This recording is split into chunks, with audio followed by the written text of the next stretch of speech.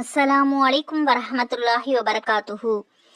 அவுது பில்லாஹி மினஷ் ஷைத்தானிர் ரஜீம். பிஸ்மில்லாஹிர் ரஹ்மானிர் ரஹீம். நிறைவுடைய வாழ்வழித்து நெடுநிலத்தை காப்பதற்கு மறையளித்த மன்னவனுக்கே மாபெரும் புகழ் அனைத்தும். அல்லாஹ்வின் பெரும் கிருபையால் நாம் பல பயான்களை பார்த்திருக்கின்றோம். தீனுடைய விஷயங்களை நிறைய கேட்டிருக்கின்றோம். இன்ஷா அல்லாஹ் அல்லாஹு தாலா நம் அனைவருக்கும் அதன்படி வாழக்கூடிய பாக்கியத்தை தந்தல் புரிவானாக. ஆமீன். நாம் தீனுடைய விஷயங்களை சரியான முறையில் படித்து அதன்படி நடந்து நம்மை வழிகேட்டிலிருந்தும் ஷைத்தானின் பாதையிலிருந்தும் பாதுகாத்து நன்மையில் நிலைத்திருக்க செய்யக்கூடிய 2 விஷயங்கள் முஹம்மது நபி ஸல்லல்லாஹு அலைஹி வஸல்லம் அவர்கள் கூறியிருக்கின்றார்கள். 2 விஷயங்களை நான் விட்டு செல்கின்றேன், அவற்றை நீங்கள் பற்றி பிடித்துக் கொள்ளுங்கள், அப்பொழுது காலமெல்லாம் வழி தவற மாட்டீர்கள். 1 குர்ஆன், 2வது அல்லாஹுடைய தூதர் முஹம்மது நபி ஸல்லல்லாஹு அலைஹி வஸல்லம் அவர்களை பின்பற்றி வாழக்கூடிய சுன்னத்தான வழிமுறை. உமர் பின் கத்தாப் ரலியல்லாஹு அன்ஹு முஅத்தா இமாம் மாலிக் 1395வது ஹதீஸில் கூறப்பட்டுள்ளது. ஆகவே நாம் பயான்களின் மூலமும் நபி ஸல்லல்லாஹு அலைஹி வஸல்லம் அவர்களுடைய சுன்னத்துக்களை தெரிந்து கொண்டு அதன்படி வாழ்க்கையை மாற்றி நடந்து நல்லபடியாக நடக்க எல்லாம் வல்ல அல்லாஹ் நம் அனைவருக்கும் கிருபை செய்வானாக. ஆமீன். இன்ஷா அல்லாஹ் இன்றைய பயானில் நாம் மஸ்ஜிது நபவியில் எந்தெந்த தூண்கள் விசேஷ சிறப்புடையதாக இருக்கின்றதோ அந்த 8 விசேஷமான இடங்கள் இருக்கின்றன. அந்த இடங்களில் நின்று பரக்கத்து வாய்ந்த அந்த இடங்களில் ஜியாரத் செய்ய வேண்டும். அந்த இடங்களில் நஃபில்கள் தொழுகை தொழுது துவா செய்து கொள்ள வேண்டும். இன்ஷா அல்லாஹ் மஸ்ஜிது நபவியில் எந்த பகுதியில் நபி ஸல்லல்லாஹு அலைஹி வஸல்லம் அவருடைய காலத்தில் மஸ்ஜிதாக இருந்ததோ அந்த பகுதி விசேஷமாக அதிக முக்கியத்துவம் உடையதாகவும் அதற்கு முக்கியத்துவம் கொடுக்கப்பட தகுதி உடையதாகவும் இருக்கின்றது. மேலும் அந்த பகுதியில் உள்ள அத்தனை தூண்களும் பரக்கத்து நிறைந்தவைகளாகும். புகாரி ஷரீஃபின் ஹதீஸின் பிரகாரம் கண்ணியத்திற்குரிய சஹாபாக்கள் ரலியல்லாஹு அன்ஹும் அந்த தூண்களுக்கு அருகில் அதிகமாக தொழுதிருக்கின்றார்கள் என்று தெரிகிறது. அந்த தூண்களில் 8 தூண்கள் மட்டும் விசேஷ சிறப்பிற்குரியதாகவும் பரக்கத்திற்குரியதாகவும் பிரபல்யமானதாகவும் இருக்கின்றன. அந்த 8 தூண்களை பற்றி இன்றைய பயானில் பார்க்கலாம். இன்ஷா அல்லாஹ் பொறுமையோடும் கவனமாகவும் முழுமையாகவும் கேட்டு பயனடையுங்கள். மதீனா நகரத்திற்கு சென்றால் இன்ஷா அல்லாஹ் அந்த தூண்களின் அருகில் மஸ்ஜிது நபவியில் உள்ள தூண்களில் தொழுது அழுது துவா செய்து நல்ல பலன்களை பெற்றுக்கொள்ளுங்கள். அல்லாஹ்விடம் எங்களுக்காகவும் துவா செய்யுங்கள். அனைத்து முஃமின்கள் முஸ்லிம்கள் அனைவருக்காகவும் துவா செய்யுங்கள். இன்ஷா அல்லாஹ். முதலாவதாக உஸ்துவானா முகல்லகா, நறுமணம் பூசப்பட்ட தூண்.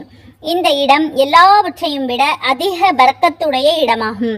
இது முஹம்மது நபி ஸல்லல்லாஹு அலைஹி வஸல்லம் அவர்கள் தொழுகக்கூடிய இடமாகும். இதனை உஸ்துவானா ஹன்னானா என்று கூறுவார்கள். மிம்பர் செய்யப்படுவதற்கு முன்னர் அந்த இடத்தில் இருந்த ஒரு பேரித்த மரத்தின் கிளை மீது முஹம்மது நபி ஸல்லல்லாஹு அலைஹி வஸல்லம் அவர்கள் சாய்ந்தவர்களாக குத்பா பிரசங்கம் நிகழ்த்தி வந்தார்கள். சுப்ஹானல்லாஹ். மிம்பர் ஷரீஃப் தயாரிக்கப்பட்ட பிறகு முஹம்மது நபி ஸல்லல்லாஹு அலைஹி வஸல்லம் அவர்கள் குத்பா பிரசங்கம் புரிவதற்காக அதன் மீது ஏறி நின்றதும் அந்த பேரித்தம் கிளையிலிருந்து சத்தமாக அழக்கூடிய ஓசை வந்தது. ஒரு அறிவிப்பில் அதன் அழுகையின் சத்தத்தினால் மஸ்ஜிதே எதிரொலித்தது என்று வந்துள்ளது. மற்றொரு அறிவிப்பில் அதனுடைய அழுகையினாலும் அதன் நிலையினாலும் மஸ்ஜிதில் இருந்தவர்களும் அழுக ஆரம்பித்து விட்டார்கள் என்று ரசூலுல்லாஹி ஸல்லல்லாஹு அலைஹி வஸல்லம் அவர்கள் அதன் அருகில் வந்து தனது திருக்கரத்தை அதன் மீது வைத்தார்கள். அதன் காரணமாக அதனுடைய அழுகை நின்றது. சுப்ஹானல்லாஹ். முஹம்மது நபி ஸல்லல்லாஹு அலைஹி வஸல்லம் அவர்கள் இதன் அருகில் அல்லாஹ்வுடைய திக்ரு நடைபெற்று வந்தது. இப்பொழுது மிம்பர் செய்யப்பட்டு அந்த பாக்கியத்தை இழந்துவிட்ட காரணத்தினால் இது அழுகிறது. நான் மட்டும் இதன் மீது கை வைக்கவில்லை என்றால் கியாமத் நாள் வரை இவ்வாறே இது அழுது கொண்டே இருக்கும் என்று அருளினார்கள். பிறகு அது புதைக்கப்பட்டு விட்டது. இந்த சம்பவம் மிக பிரபலியமானதாக இருக்கிறது. 10 சஹாபாக்கள் இதை அறிவித்திருக்கின்றார்கள். ஹஜ்ரத் ஹசன் பஸரி ரஹ்மத்துல்லாஹி அலைஹி அவர்கள் இந்த சம்பவத்தை சொல்லும் பொழுது அழ ஆரம்பித்து விடுவார்கள். மேலும் அவர்கள் அல்லாஹ்வின் அடியார்களே, ஒரு பேரித்த மரம் முஹம்மது நபி ஸல்லல்லாஹு அலைஹி வஸல்லம் அவர்கள் மீது இவ்வளவு அன்பு கொண்டிருக்கின்றது என்றால் நீங்களோ அதனை விட அதிகமாக அன்பு கொண்டுள்ள கடமைப்பட்டவர்கள் இல்லையா என்று கூறுவார்கள். இன்ஷா அல்லாஹ் அல்லாஹு தாலா நம் அனைவரையும் முஹம்மது நபி ஸல்லல்லாஹு அலைஹி வஸல்லம் அவர்கள் மீது அதிகமாக அன்பு செலுத்தக்கூடியவர்களில் ஆக்கி அருள் புரிவானாக. ஆமீன். ஒரு ஹதீஸில் மிம்பர் தயாராகிவிட்ட பொழுது, இன்னும் ஜுமாவுடைய நாளில் முகமது நபி ஸல்லல்லாஹு அலைஹி வஸல்லம் அவர்கள் அதன் மீது அமர்ந்த பொழுது இந்த தூண் பிளந்து சிதறிவிடும் அளவிற்கு மிக சப்தமாக அழுதது. நபி ஸல்லல்லாஹு அலைஹி வஸல்லம் அவர்கள் மிம்பரை விட்டு இறங்கி வந்து அதனை தன்னோடு அணைத்து கொண்டதும் அழக்கூடிய ஒரு குழந்தையை சமாதானப்படுத்தும் பொழுது தேம்பி தேம்பி அழுவதைப் போல அது அழுது கொண்டிருந்தது என்று அறிவிக்கப்பட்டது. புகாரி. இந்த காரணத்தினால் அது ஹன்னானா தூண் என்று அழைக்கப்படுகிறது. அதன் பொருள் அழுகின்ற பெண் ஒட்டகம் என்பதாகும். மேலும் முகல்லகா என்பது ஹலுக் என்ற சொல்லிலிருந்து பிறந்ததாகும். இது பல நறுமணங்களின் கலவையை குறிக்கக்கூடிய சொல்லாகும். அது அந்த தூணுடைய விசேஷமாக தடவப்பட்டு வந்தது. இதை தவிர இவ்வேறு தூண்களுக்கும் அந்த நறுமணம் தடவப்பட்டு வந்தது. அவைகளும் முகல்லகா என்று அழைக்கப்பட்டாலும் அதிகமாக இந்த தூணுக்கே அந்த பெயர் சொல்லப்படுகின்றது. இமாம் மாலிக் ரஹமத்துல்லாஹி அலைஹி அவர்கள் மஸ்ஜிது நபவியில் தொழுவதற்காக வேண்டி எல்லாவற்றையும் விட சிறந்த இடம் இதுதான் என்று கூறியிருக்கின்றார்கள். சுஹான்ல்லாஹ். இதே இடத்தில் மெஹராபுன் நபி என்று பெயரால் ஒரு மெஹராப் கட்டப்பட்டது. அது ரசூலுல்லாஹி ஸல்லல்லாஹு அலைஹி வஸல்லம் காலத்தில் இருந்ததில்லை.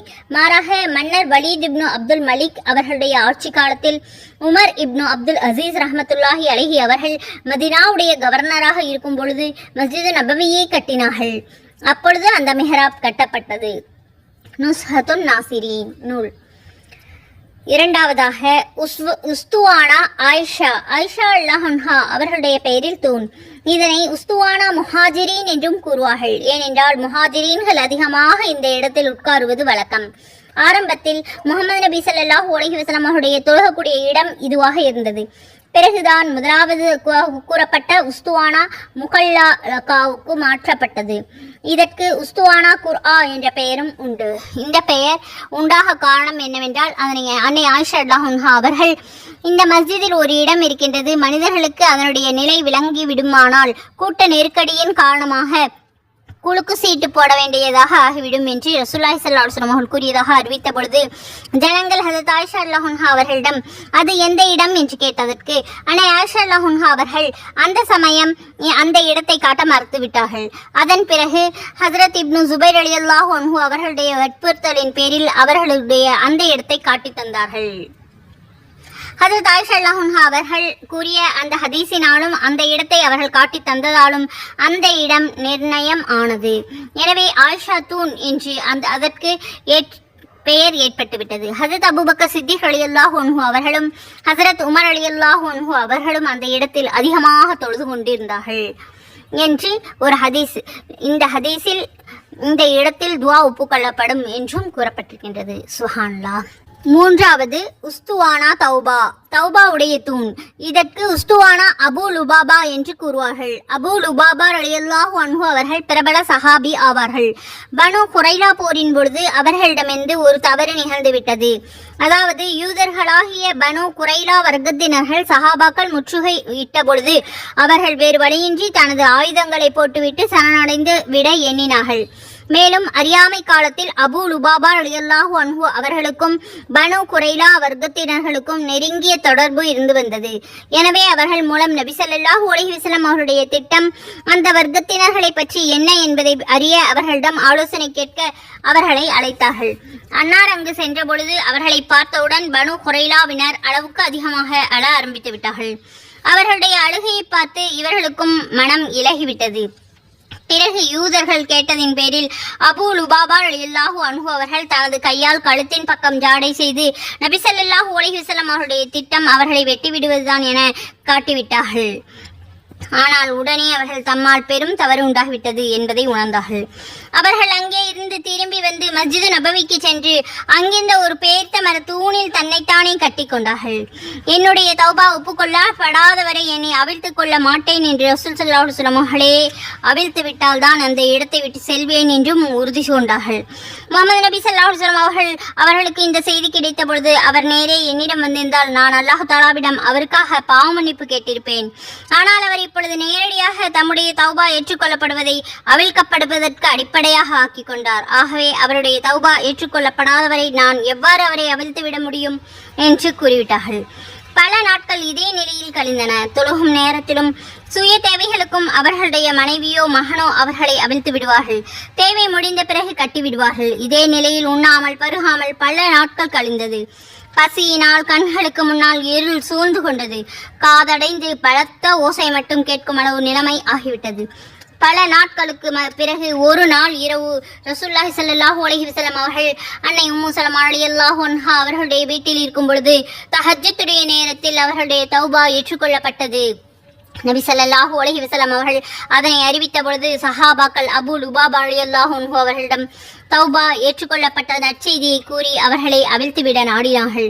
எனினும் அவர்கள் ரசூலுல்லாஹி ஸல்லல்லாஹு அலைஹி வஸல்லம் அவர்களே, தங்களுடைய முபாரக்கான திருக்கரங்களால் அவிழ்த்து விடாதவரை நான் அவிழ்க்கப்படுவதை சம்மதிக்க மாட்டேன் என்று கூறிவிட்டார்கள்.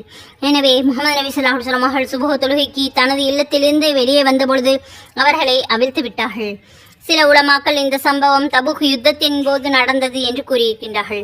தபூக் யுத்தத்திற்கு செல்லாமல் மதினாவிலேயே தங்கிவிட்ட 3 சஹாபாக்களில் அபூ லுபாபா ரலியல்லாஹு அன்ஹு அவர்களும் ஒருவராக இருந்தார்கள். போரில் கலந்து கொள்ளவில்லை என்ற கவலையும் வருத்தமும் மேலிட்டு தமக்தாமே தூணில் கட்டிக்கொண்டார்கள். அதே நிலையில் பல நாட்கள் கழிந்து விட்ட பொழுது வஆஹரூன தரஃபு பிதுனூபிஹிம் என்ற வசனம் அருளப்பட்டதும் இவர்கள் அவிழ்த்து விடப்பட்டார்கள். இந்த தூணுக்கு அருகில் கிப்லாவுடைய திசையில் ரசூலுல்லாஹி ஸல்லல்லாஹு அலைஹி வஸல்லம் அவர்கள் இஅ்திகாஃப் இருந்திருக்கின்றார்கள். மேலும் அதிகமாக பலஹீனமானவர்கள், ஏழைகள் இந்த தூணுக்கு அருகாமையில் உட்காருவார்கள். இவர்களோடு ரசூல் ஸல்லல்லாஹு அலைஹி வஸல்லம் அவர்களும் சுபஹ் தொழுகைக்கு பிறகு சூரியன் உதயமாகும் வரை உட்கார்ந்திருப்பார்கள். அடுத்து 4வது தூண் உஸ்துவானா சரீர். இந்த இடத்தில் ரசூலுல்லாஹி ஸல்லல்லாஹு அலைஹி வஸல்லம் அவர்கள் இஅ்திகாஃப் இருந்ததாக கூறப்படுகிறது. சில உலமாக்கள் முஹம்மது நபி ஸல்லல்லாஹு அலைஹி வஸல்லம் அவர்கள் இஅ்திகாஃப் இருக்கக்கூடிய காலங்களில் இந்த இடத்தில் இரவில் படித்து ஓய்வு எடுத்துக்கொள்வார்கள், அதனால்தான் இதற்கு இந்த பெயர் ஏற்பட்டது என்று கூறியிருக்கின்றார்கள். சரீர் என்றால் கட்டில் என்று பொருள்படும். முஹம்மது நபி ஸல்லல்லாஹு அலைஹி வஸல்லம் அவர்கள் படுத்து ஓய்வு எடுத்துக்கொள்வதற்காக அந்த இடத்தில் மரத்தாலான ஏதாவது ஒரு பொருள், அதாவது கட்டில், பலகை போன்றவை போடப்பட்டு வந்தது. அடுத்த 5வது உஸ்துவானா அலி. இதற்கு உஸ்துவானா முஹ்ரிஸ், உஸ்துவானா ஹர்ஸ் என்ற பெயர்களும் சொல்லப்படும். ஹர்ஸ் என்றால் பாதுகாப்பது என்று பொருள்படும். சில சஹாபாக்கள் காவலாளிகளைப் போல இந்த இடத்தில் இருப்பார்கள்.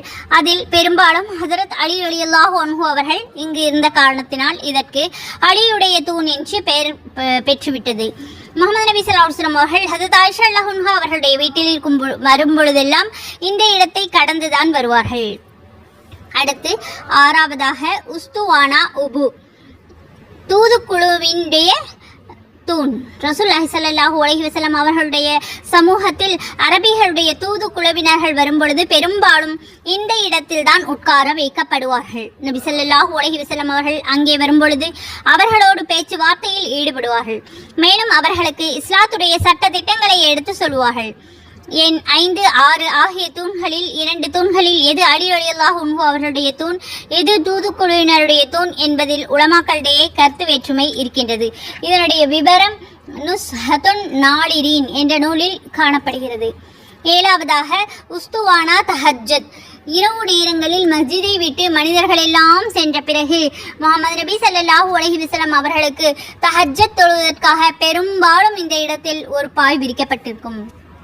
முஹம்மது நபி ஸல்லல்லாஹு அலைஹி வஸல்லம் அவர்கள் அங்கே தஹஜ்ஜத்தை நிறைவேற்றுவார்கள்.